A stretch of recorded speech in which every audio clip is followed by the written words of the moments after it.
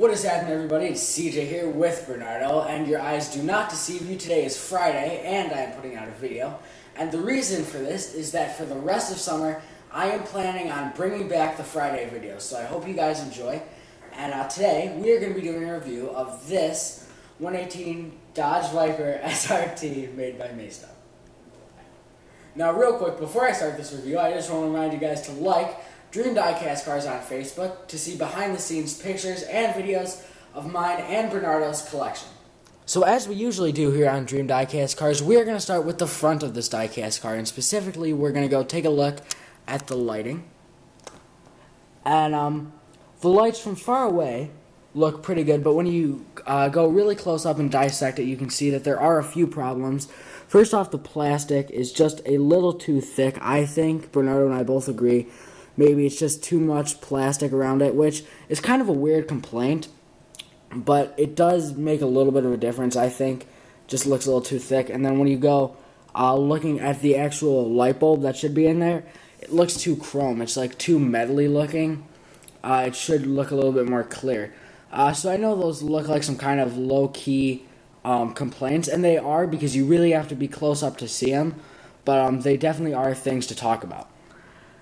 When you look at the front of this diecast car, you will also see the badge, which is done pretty nicely. Sure, it's only painted on, so it doesn't pop out like it would on more expensive diecast cars.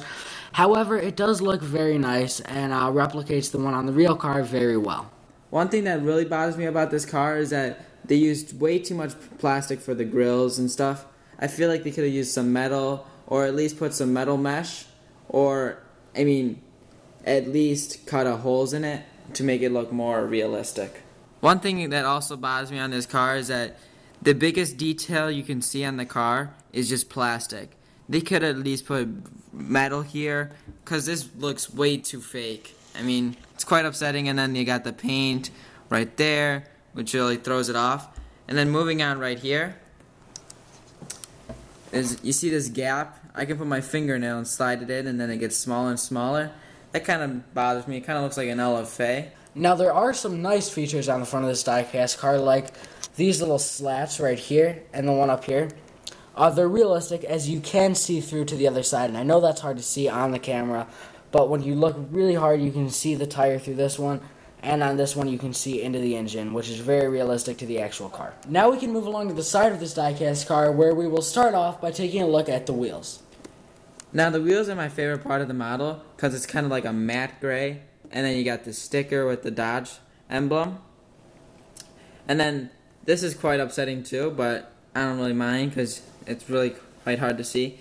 But the discs don't go through the calipers. They just stay in place like all Maistos or other not that high quality models. But that's no big deal. Move a little bit to the right and you see this nice GTS badge, which is painted on. Once again, does not pop out, but it looks fine. Then you move even more to the right, and you will see the exhaust pipe, which, since this is a Dodge Viper, comes out of the side of the car. And it's chromed? Yeah, so the chrome looks nice. It makes it look like a real metal. And it does look realistic because the bottom of it isn't chromed, and I've talked about this before on other shows.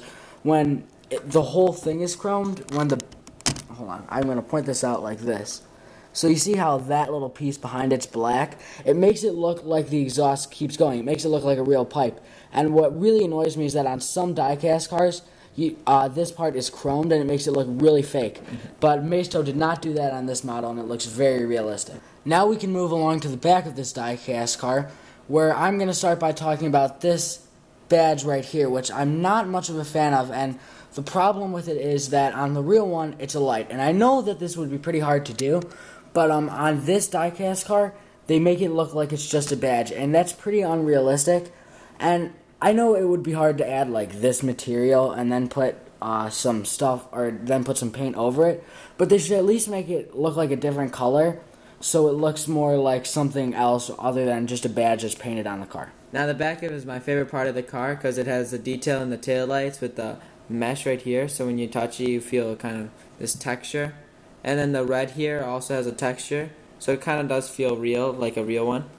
And then, see this black? You can see kind of like It has the texture of carbon fiber when you run it along, and it looks like carbon fiber when you just look at it. Now, right here, this vent actually quite makes me upset because it doesn't even have the fake like slashes and stuff. It's just painted black, and it's so up close that you can see it really easily, and that just kind of ruins it. Look in the center of the back of this die-cast car and you will see the license plate, which has the Viper lettering on it, which looks very cool. Then look down low and you see more of the mesh down here, which is once again faked. It's not like auto art where it's made out of a real metal and it has real perforations in it, but it does look pretty good, especially for a model that you can get for such a low price. And real quickly, I just want to talk about this little fuel filler cap right here. Looks pretty realistic. However, in my opinion, it is a little bit too chrome. Looks kind of fake. And then when you look right in the middle, something that is pretty realistic, it does say Viper. So that's a good sign. So now that we're done talking about the back of this die-cast car, we can move along to the engine.